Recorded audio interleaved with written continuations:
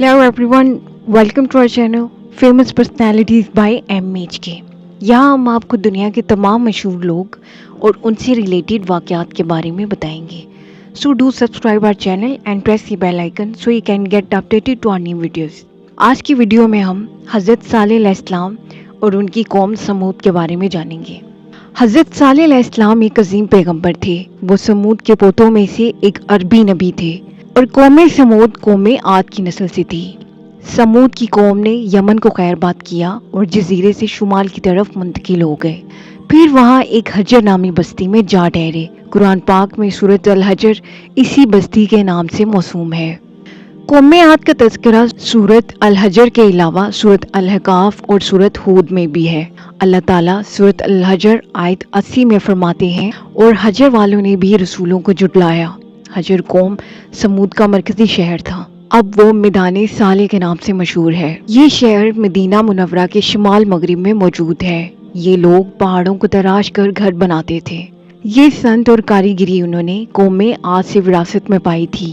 अल्लाह ताला सूरत अल फजर आयत 9 में फरमाते हैं, और कौम समूद के साथ क्या किया, जिन्होंने वादी में बड़े बड़े पत्थर तराशे थे, और हमने कौम आद और समूद को गारत किया, जिनके बाज़ मकानात आपके सामने जाहिर हैं।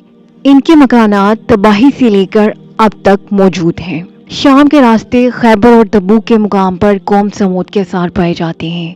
ये लोग किस तरह पत्थर तराश तराश कर घर बनाते थे, अल्लाह ताला सूरत अल अराफ आयत 76 में फरमाते हैं, उस वक्त को याद करो जब अल्लाह ताला ने तुम्हें कौम आद के बाद जानशीं बनाया और तुम्हें ज़मीन पर रहने का ठिकाना दिया कि तुम नरम ज़मीन पर महल बनाते हो, पहाड़ों को तराश कर उनमें घर बनाते हो।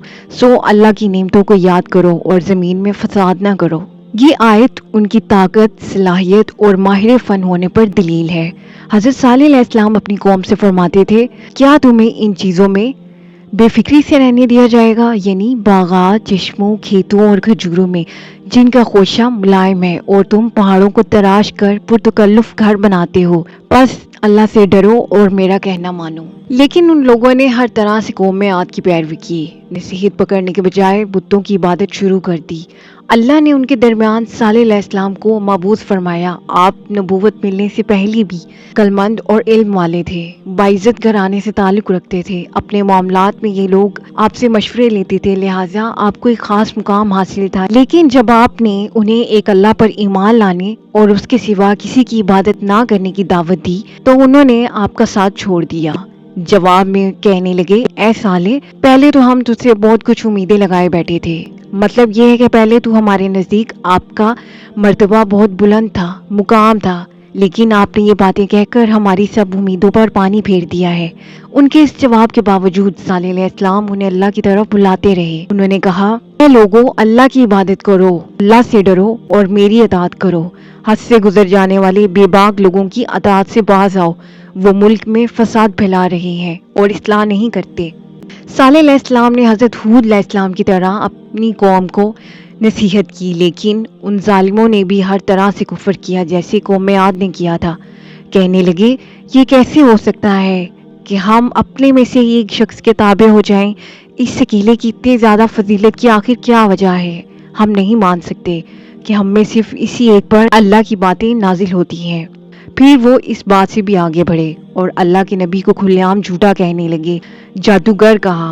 और फिर ये सरकश जोरावर काफिर लोग सालेह अलैहिस्सलाम के साथ ईमान लाने वाले कमज़ोर गरीब लोगों को मुखातिब करके कहने लगे, क्या तुम साले पर ईमान रखते हो? हम तो उसके मुनकिर हैं। इस तरह सालेह अलैहिस्सलाम उन्हें दिन रात अल्लाह की इबादत की दावत देते रहे, यहाँ तक कि वो लोग सालेह अलैहिस्सलाम से कहने लगे, तुमने और तुम्हारे साथियों ने हमारे अंदर नहुसत फैला रखी है और इसीलिए हम मुश्किलात और मुसाइब का शिकार हैं, लिहाजा तुम हमसे दूर हो जाओ। हज़रत सालेह अलैहिस्सलाम ने जवाब दिया, तुम पर नहुसत अल्लाह की तरफ से है, क्योंकि तुम फितने में पड़े हुए लोग हो। फिर इसके बाद वो लोग सालेह अलैहिस्सलाम से मुकम्मल दुश्मनी करने लगे और उन्होंने आपको यहाँ तक कह दिया कि आप हमारी मजलिस में ना आया करें, क्योंकि आप मनहूस हैं। फिर बात यहाँ तक पहुँची कि सालेह अलैहिस्सलाम ने उन्हें अल्लाह के अज़ाब से डराया, धमकाया और कहा, ऐ मेरी कौम के लोगों, ज़रा बतलाओ, अगर मैं अपने रब की तरफ से किसी मजबूत दलील पर हुआ और उसने मुझे अपने पास से रहमत अता की हो, फिर भी मैंने उसकी नाफरमानी की, تو کون ہے جو اس کے مقابلے میں میری مدد کرے؟ تم تو میرا نقصان ہی بڑھا رہے ہو۔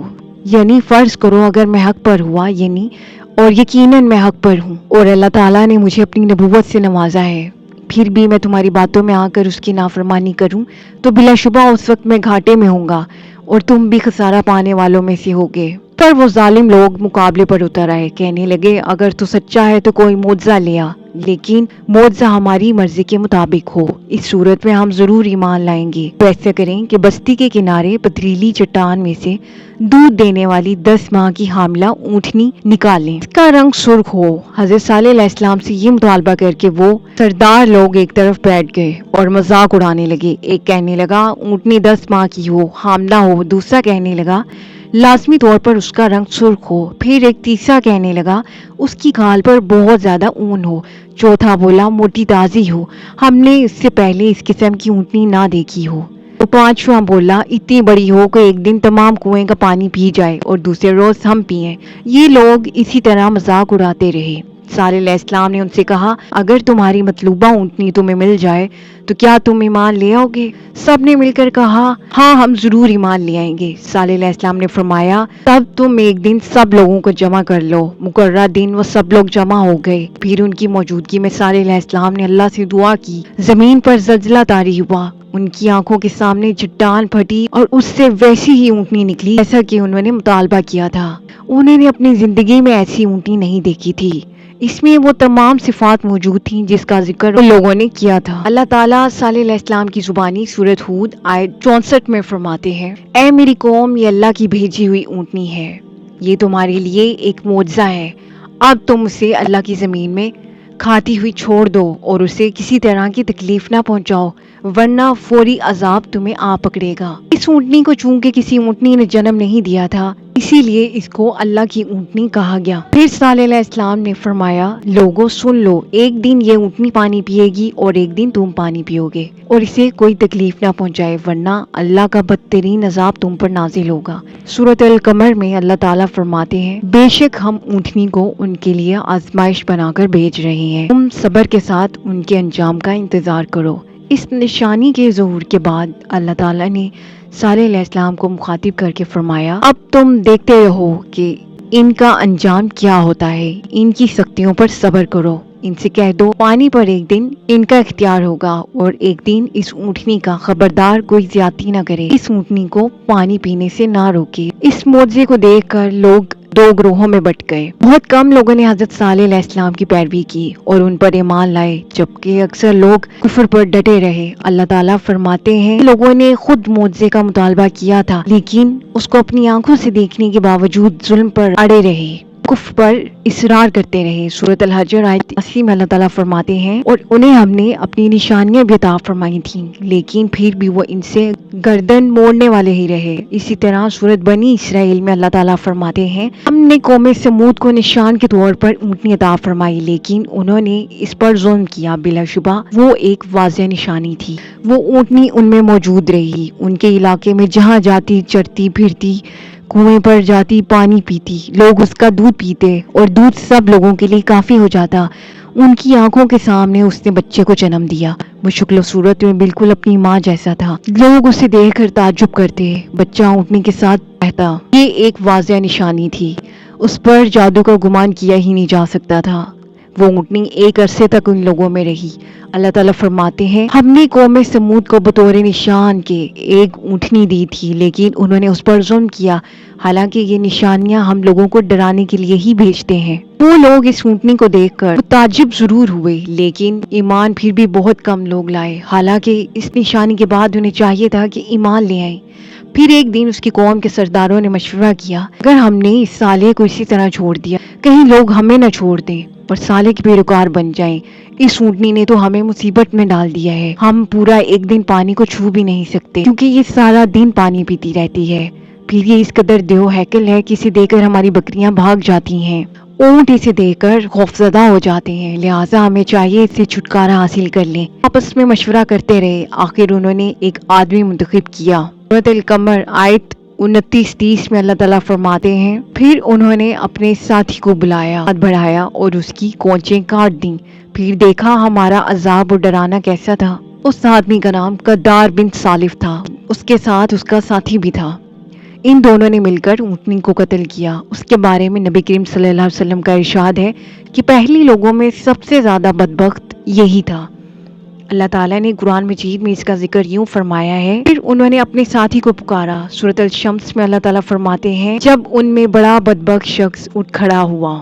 اللہ تعالیٰ سورۃ نمل آیت 48 میں فرماتے ہیں، اس شہر میں 9 آدمی ایسے تھے جو زمین میں فساد کرتے تھے اور اصلاح نہیں کرتے تھے۔ اونٹنی پہاڑ کی طرف سے آتی تھی اور پانی پی کر وہیں واپس چلی جاتی تھی، یہی اس کا معمول تھا۔ جب لوگوں نے چٹان سے اونٹنی کو نکلتے دیکھا تو اچانک حملہ کرنے کے لیے بڑھے، لیکن اس کی جسامت دیکھ کر خوفزدہ ہو گئے، الٹے پاؤں بھاگ گئے۔ بدبخت قدار نے اپنے ساتھیوں کی حالت دیکھی تو ہنس پڑا اور آگے بڑھ کر اونٹنی کی ران میں تیر مارا اور اسے زخمی کر دیا۔ اس سے اونٹنی کی ران کی ہڈی ٹوٹ گئی اور وہ نیچے گر گئی۔ پھر اس ظالم نے اپنے ساتھیوں کو آواز دی اور آگے بڑھ کر اونٹنی کی کونچیں کاٹ دیں۔ سورۃ الشمس میں اللہ تعالیٰ فرماتے ہیں، ان لوگوں نے پیغمبر کو جھوٹا سمجھ کر اس اونٹنی کی کونچیں کاٹ دیں، بس ان کے رب نے ان لوگوں کے گناہوں کے باعث ان پر ہلاکت ڈالی اور پھر ہلاکت کو عام کر دیا اور اس بستی کو برباد کر دیا۔ اونٹنی کی کونچیں کاٹ دینے کے بارے میں اللہ تعالیٰ نے ایک دوسرے مقام پر فرمایا ہے، بس انہوں نے اونٹنی کو مار ڈالا اور اپنے پروردگار کے حکم سے سرتابی کی اور کہنے لگے، اے صالح، جن عذابوں سے تو ہمیں دھمکاتا تھا، اگر وہ واقعی سچ ہے تو ہم پر نازل کروا دے۔ اونٹنی پر حملہ کرتے ہی اس کا بچہ بھاگ نکلا، وہ پہاڑ کی چوٹی پر چڑھ گیا، 3 مرتبہ بلبلایا۔ یہ بدبخت اس کے پیچھے بھاگے اور اسے بھی قتل کر دیا۔ پھر تمام بستی والے جمع ہوئے، اونٹنی اور اس کے بچے کا گوشت تیار کیا گیا اور مزے کے ساتھ کھایا۔ اس جرم میں ان سب نے شرکت کی، البتہ جو لوگ صالح علیہ السلام پر ایمان لائے تھے وہ الگ تھلگ رہے۔ صالح علیہ السلام کو جب یہ خبر ملی تو وہ گھبرائے ہوئے اونٹنی کے پاس پہنچے۔ اونٹنی بے جان پڑی تھی، اس کا بچہ بھی بے جان تھا۔ یہ لوگ ارد گرد جمع تھے اور اس کا گوشت کھا رہے تھے۔ قرآن پاک میں اللہ تعالیٰ فرماتے ہیں، اس پر صالح نے کہا، اچھا تم 3 دن تک اپنے گھروں میں رہ سہ لو، یہ وعدہ جھوٹا نہیں ہے، مطلب یہ کہ تم صرف 3 دن کی مہلت ہے، اس کے بعد تم سب کے سب ہلاک کیے جاؤ گے۔ صالح علیہ السلام کی بات کو رد کرتے ہوئے انہیں دھمکیاں دینے لگے کہ جن عذابوں سے تو ہمیں ڈرا رہا ہے، اگر سچا ہے تو نازل کر۔ اس کے بعد وہ جمع ہو کر مشورہ کرنے لگے، آج رات صالح کو بھی مار دیا جائے گا۔ اس کے بارے میں اللہ تعالیٰ قرآن پاک کی سورۃ نمل آیات 48-49 میں فرماتے ہیں، اس شہر میں 9 سردار تھے، وہ زمین میں فساد پھیلا رہے تھے اور اصلاح نہیں کرتے تھے۔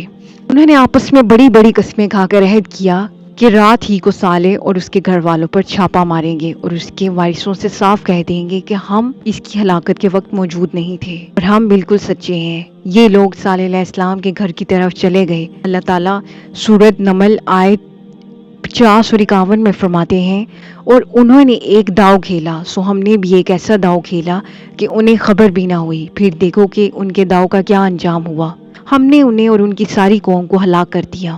صالح علیہ السلام کا گھر پہاڑ کی بلندی پر تھا۔ یہ فسادی لوگ ابھی پہاڑ کے اوپر چڑھ ہی رہے تھے کہ زمین حرکت کرنے لگی، ایک چٹان اوپر سے لڑکتی ہوئی نیچے آئی اور ان کو پیس کر رکھ دیا۔ ان 9 فسادی لوگوں کے ساتھ یہ اللہ کے عذاب کی ابتدا ہو چکی تھی۔ چنانچہ صالح علیہ السلام نے اپنے ساتھیوں کے ساتھ اس بستی یعنی حجر کے علاقے کو چھوڑ دیا۔ صبح ہوئی تو لوگوں نے ایک عجیب منظر دیکھا، قوم سمود کے تمام لوگوں کے چہرے زرد ہو چکے تھے، وہ سب رونے لگے کیونکہ عذاب کے آثار شروع ہو گئے تھے۔ دوسرے دن سب کے چہرے آگ کی طرح سرخ ہو گئے اور تیسرے دن تمام کے چہرے سیاہ ہو چکے تھے۔ یہ اپنی حالت دیکھ کر رونے لگے اور چیخو پکار کرنے لگے، اپنی قبریں کھودنے لگے۔ اب انہیں یقین ہو چکا تھا کہ عذاب کا وعدہ برحق تھا۔ اللہ تعالیٰ نے انہیں پہلی قوم کی طرح ایک قسم کا عذاب نہیں دیا تھا۔ قوم سمود کو اللہ تعالیٰ نے طرح طرح کے عذابوں سے دوچار کیا کیونکہ انہوں نے اپنی مطلوبہ شرط پوری ہو جانے کے باوجود ایمان نہ لایا۔ عذاب کی ابتدا زلزلے سے ہوئی، اس کی وجہ سے وہ لوگ اپنے گھروں میں اونتے پڑے رہ گئے، ان میں اٹھنے کی طاقت نہ رہی۔ پھر آسمان میں سخت گرجدار آواز آئی جس نے ان کے کلیجے پھاڑ کر رکھ دیے۔ ایک لمحے میں ایک ہی ساتھ سب کے سب ڈھیر ہو گئے۔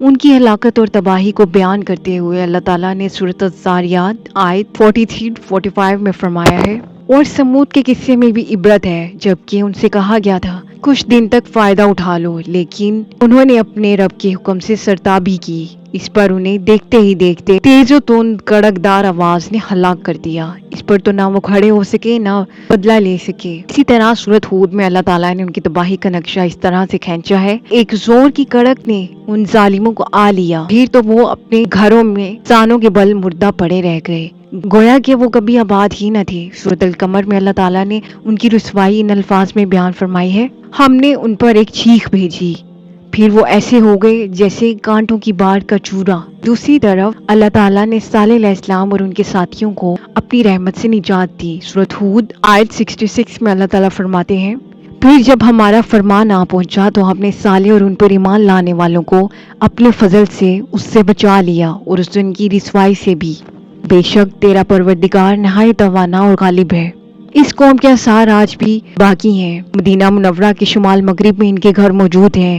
یہی علاقہ اب مدائن صالح کے نام سے مشہور ہے۔ سورۃ النمل میں اللہ تعالیٰ فرماتے ہیں، بس یہ ان کے گھر ہیں جو ان کے ظلم کے سبب ویران پڑے ہیں، بے شک اس میں دانش مندوں کے لیے نشانیاں ہیں۔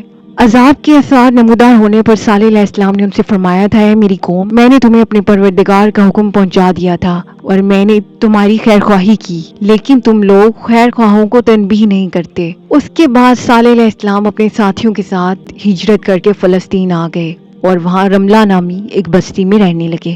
نبی کریم صلی اللہ علیہ وآلہ وسلم صحابہ کرام کے ساتھ تبوک تشریف لے گئے تو آپ نے میدان صالح کے قریب قیام فرمایا تھا۔ صحابہ نے ان کنووں سے پانی لیا جو قوم سمود استعمال کرتے تھے، برتن بھی وہاں سے لے آئے۔ آپ صلی اللہ علیہ وآلہ وسلم کو پتہ چلا تو آپ نے فرمایا، ان برتنوں کو توڑ ڈالو اور اس پانی کو بہا دو اور اس پانی سے جو کھانا تیار کیا گیا ہے اس کو الٹ دو۔